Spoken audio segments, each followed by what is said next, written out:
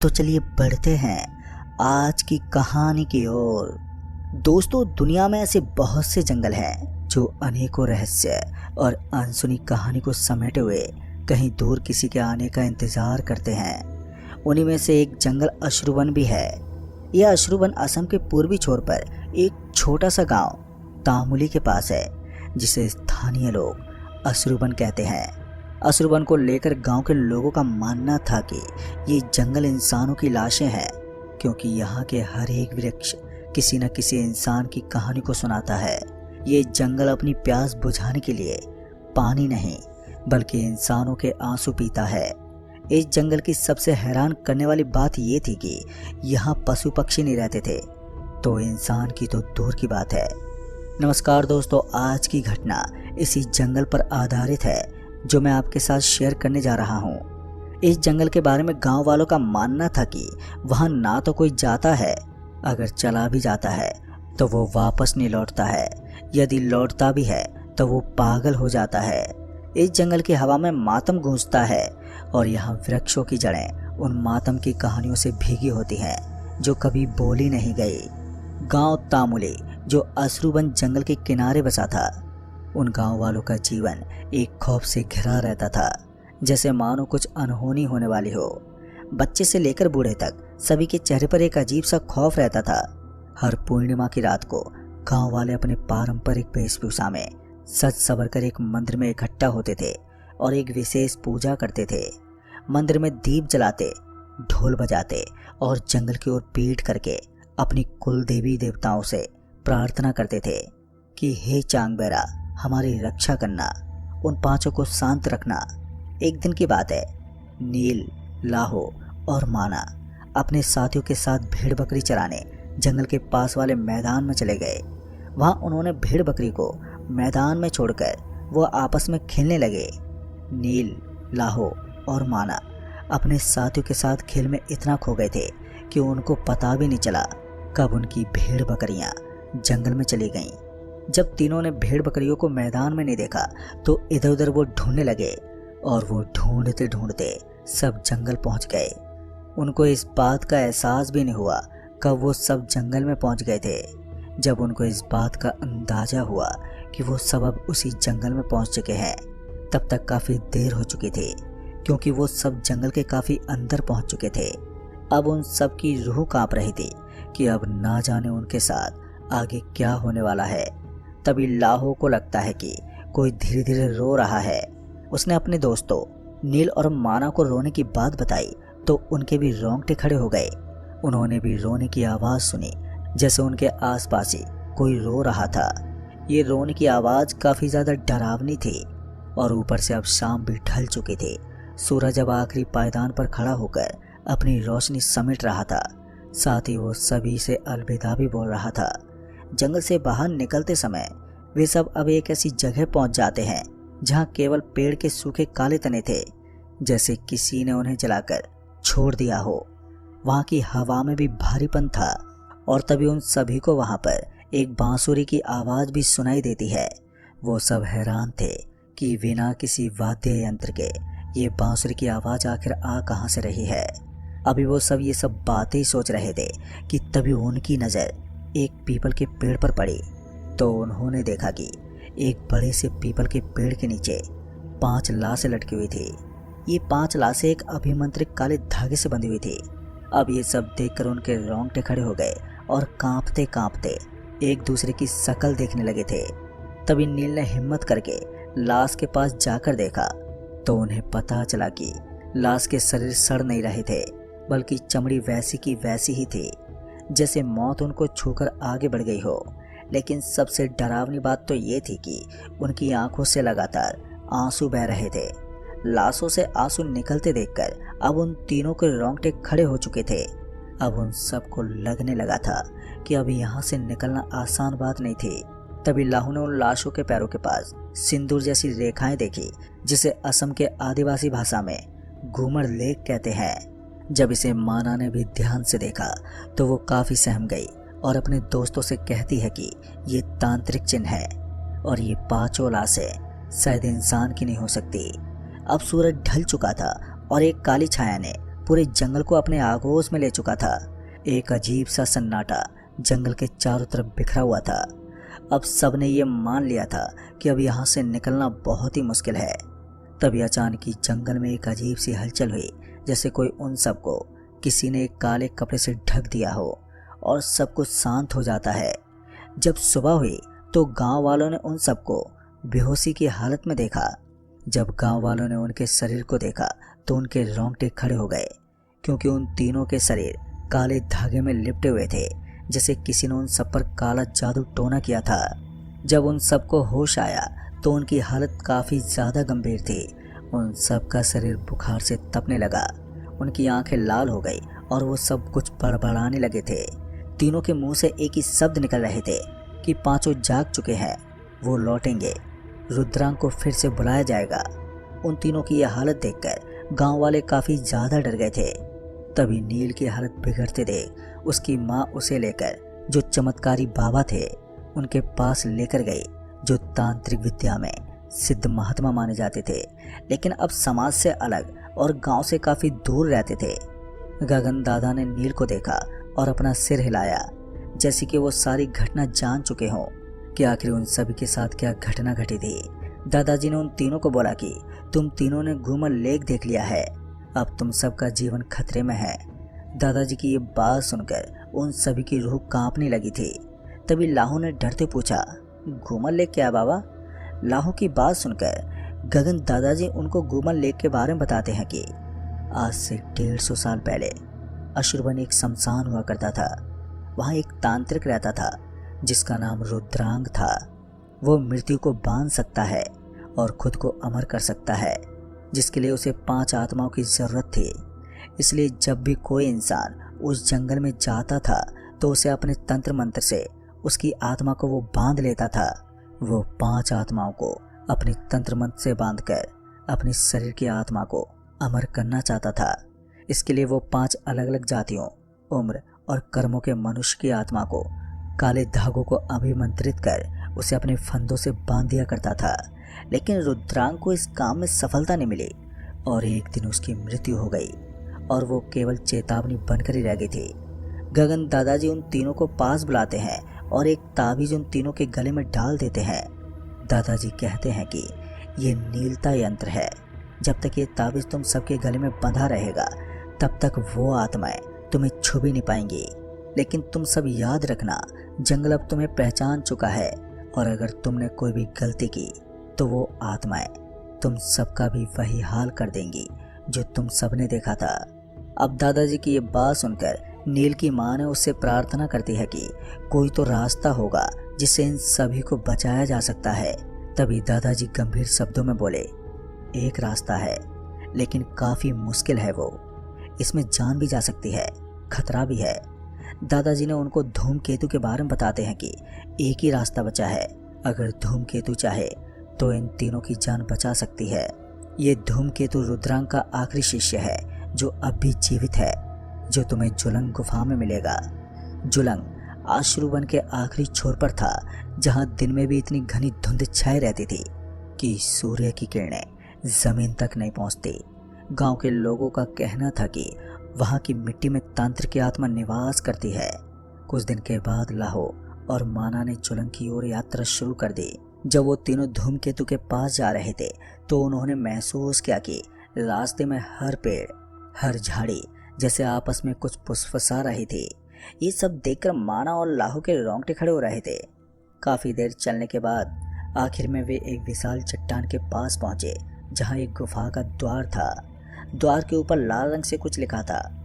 गड़े शरीरों के बीच जीवित रह गया एक चेतन तांत्रिक। गुफा के अंदर काफ़ी अंधेरा था। उनके पास एक पुरानी लालटेन भी थी, जिसे जलाकर वे भीतर घुसे।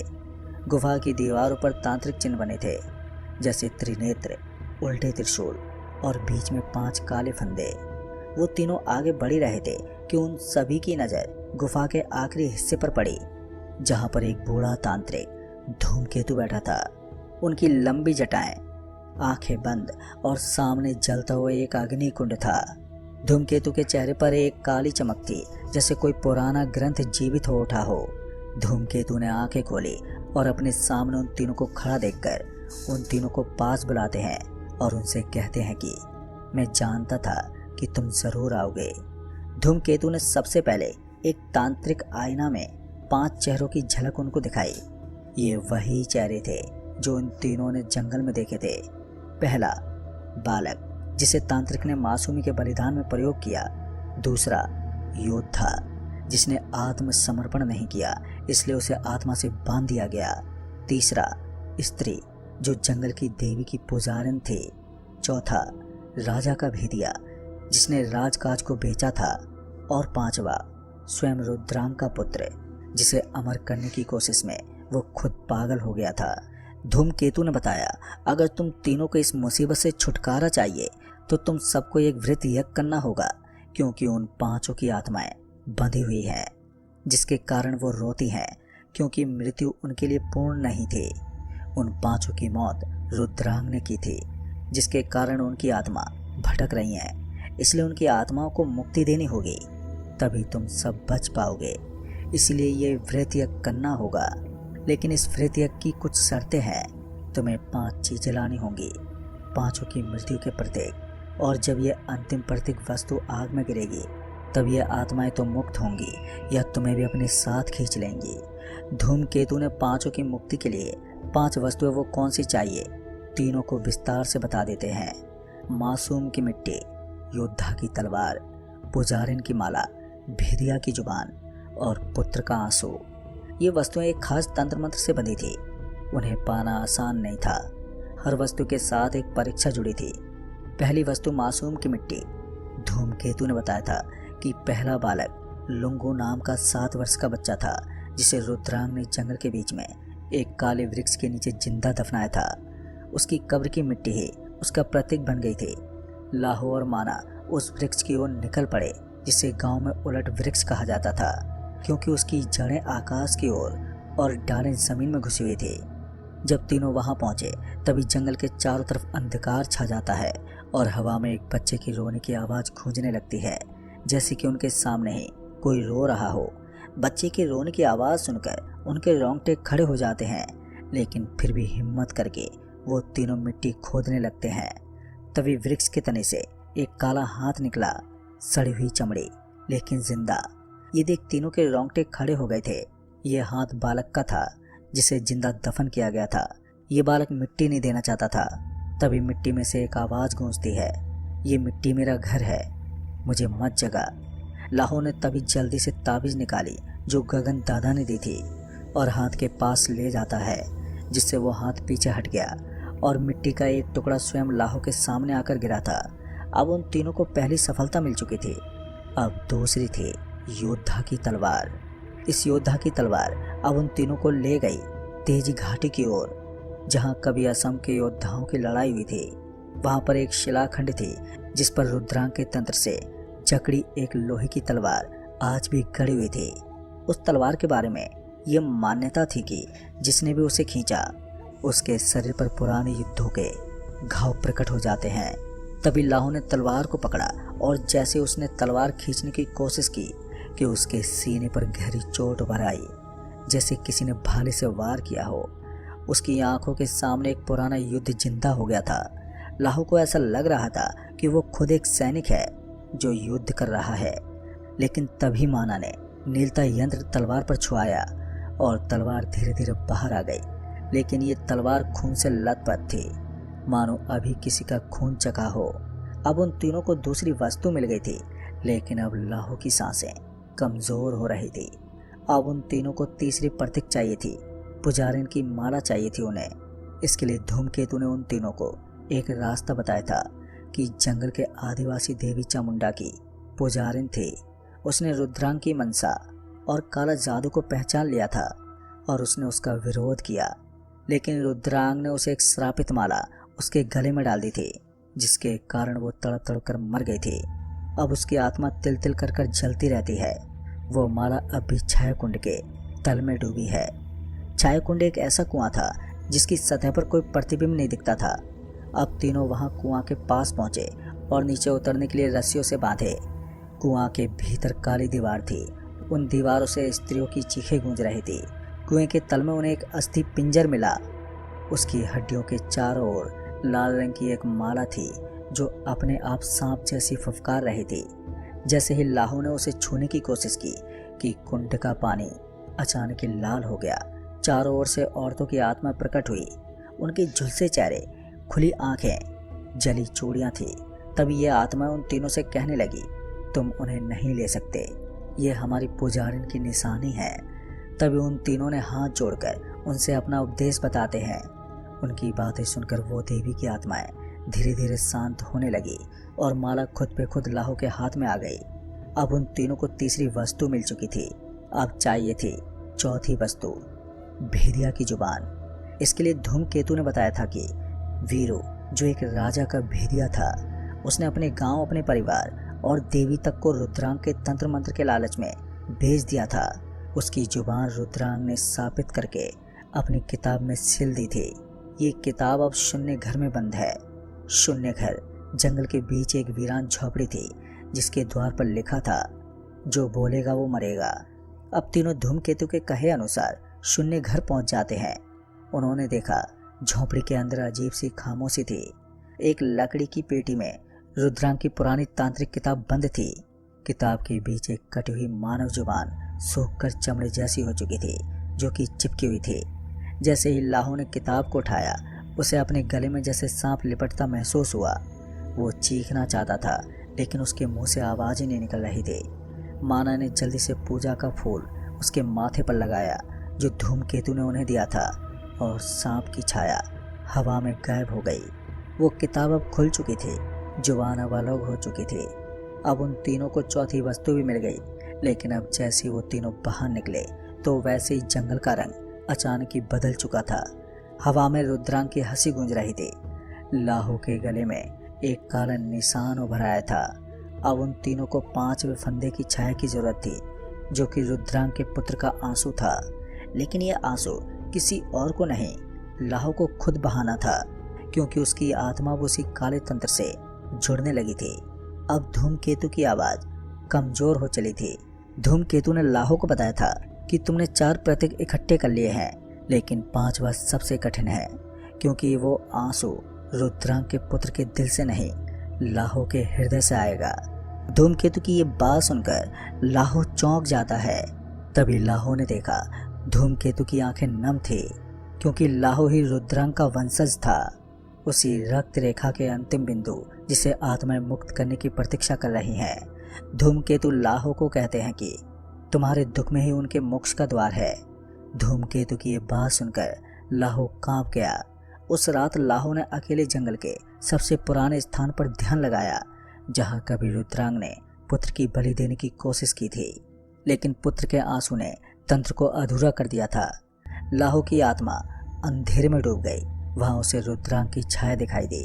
तभी रुद्रांग ने लाहो से कहने लगा, मेरे पुत्र, तुम मेरे अधूरे सपने को पूरा करने आए हो। इस पर लाहो ने कहा, नहीं, मैं तुम्हारा सपना नहीं, तुम्हारी गलती सुधारने आया हूँ। लाहो ने इतना बोलते ही रुद्रांग की परछाई गुस्से से कांपी और कहने लगा, तब तो तुम रो मेरे लिए, तुम्हारे आंसू ही अंतिम तंत्र है। लाहो की आंखें भर आईं। उसके आंसू में दर्द था, अपने पूर्वज की क्रूरता का, उन 5 आत्माओं के अत्याचार का और अपने अंदर उठती घृणा का। तभी लाहो के आंख से आंसू की एक बूंद उसके हाथ पर गिरी और धरती फट गई। वह आंसू 5वां प्रतीक अब उसके हाथ में ठंडी बूंद बनकर समा गया। अब तीनों को सभी 5 प्रतीक मिल चुके थे। अब धूमकेतु के सामने व्रत यज्ञ की सभी प्रतीक पूरे थे। मासूम की मिट्टी योद्धा की तलवार, पुजारिन की माला, भेदिया की जुबान और लाहो का आंसू। धूमकेतु ने उन्हें अश्रु बन के मध्यवृत्त वेदी पर रखा। चारों ओर तंत्र मंडल बनाया गया और बीच में जलाया गया काली अग्नि का कुंड। वृत्त के चारों कोनों पर आत्माएं प्रकट हुई। चारों आत्माएं अपनी वस्तुएं पहचान कर कांपने लगी। जैसे ही लाहो ने 5वां आंसू कुंड में गिराया, आसमान लाल हो गया। 5 आत्माएं जोर से चीखी, फिर धीरे धीरे प्रकाश में विलीन होने लगी। जैसे ही आत्मा मुक्त हुई तो अश्रु बन के 5 पेड़ गिर पड़े। हर पेड़ से पानी की बूंदें गिरी। आंसू जो अब जल बन चुके थे, लेकिन लाहो अब अचेत था। उसके गले पर 5वां निशान अब भी था। तभी धूमकेतु ने कहा, वो जीवित रहेगा, लेकिन कुछ हिस्सा उसका अब आत्माओं के साथ चला गया है। अब वो सिर्फ लाहो नहीं रहा, वो गवाह बन गया है। तो दोस्तों इस कहानी में बस इतना ही। कहानी आपको पसंद आई हो तो वीडियो को लाइक शेयर कमेंट ज़रूर कर दें।